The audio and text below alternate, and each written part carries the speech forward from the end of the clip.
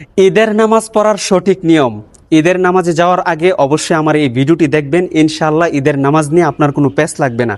প্রথমে ইমামের পিছনে দাঁড়ানোর পর আপনি নিয়ত করবেন যে আমি মুক্তাদি হইয়া এই ইমামের পিছনে অতিরিক্ত 6 তাকবীরের সাথে ঈদুল ফিতরের 2 রাকাত ওয়াজিব নামাজ আদায় করিতেছি। আল্লাহু আকবার। তো ইমাম সাহেব আল্লাহু আকবার বলে হাত বাঁধবেন, আপনিও ইমাম সাহেবের সাথে আল্লাহু আকবার বলে হাত বাঁধবেন। তারপর ইমাম সানা পড়বেন, সানা পড়ার পর অতিরিক্ত 3টা তাকবীর দিবেন। আল্লাহু আকবার বলবেন, হাত ছেড়ে দিবেন। দ্বিতীয় তাকবীর আল্লাহু আকবার বলবেন, হাত ছেড়ে দিবেন।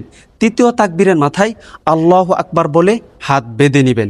তারপরে ইমাম সাহেব সূরা ফাতিহা এবং অন্য আরও একটি সূরা মিলিয়ে রুকু সিজদা কমপ্লিট করে দ্বিতীয় রাকাতের জন্য দাঁড়াবেন। দ্বিতীয় রাকাতে দাঁড়ানোর পর ইমাম সাহেব প্রথমে সূরা ফাতিহা এবং অন্য আরও একটি সূরা মিলাবেন। সূরা মিলানোর পর রুকুতে যাওয়ার পূর্বে অতিরিক্ত আরও 3টা তাকবীর দিবেন। আল্লাহু আকবার বলবেন, হাত ছেড়ে দিবেন। দ্বিতীয় তাকবীর আল্লাহু আকবার বলবেন, ইমাম সাহেব হাত ছেড়ে দিবেন।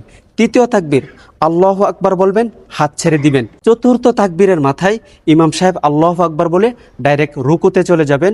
রুকু সিজদা কমপ্লিট করে ডানে বামে সালাম ফিরিয়ে নামাজ শেষ করে দিবেন। ইনশাআল্লাহ আপনাদের নামাজ সহি হয়ে যাবে। আর এই ভিডিওটি সর্বোচ্চ শেয়ার করে দিবেন যেন সকল মানুষ ঈদের নামাজটি শিখতে পারে ইনশাআল্লাহ।